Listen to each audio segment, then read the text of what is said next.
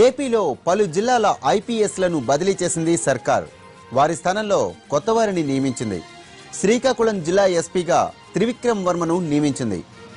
Guntur urban ఎస్పీగా అభిషేక్ మహంతి, ప్రకాశం జిల్లా ఎస్పీగా యేసుబాబు, నెల్లూరు ఎస్పీగా పిహెచ్డి రామకృష్ణ, విజయనగరం జిల్లా ఎస్పీగా పాలరాజు, కృష్ణా జిల్లా ఎస్పీగా త్రిపాఠి, గుంటూరు రూరల్ ఎస్పీగా అప్పలనాయుడు, చిత్తూరు జిల్లా ఎస్పీగా రాజశేఖర్, తిరుపతి ఎస్పీగా విజయరావు, అనంతపురం ఎస్పీగా జీవీజీ అశోక్ కుమార్, కర్నూలు ఎస్పీగా గోపీనాథ్, కడప ఎస్పీగా బాపూజీ, పశ్చిమ గోదావరి జిల్లా ఎస్పీగా రవిప్రకాష్, తూర్పు గోదావరి జిల్లా ఎస్పీగా విశాల్ గున్నీని నియమించింది ఏపీ సర్కార్.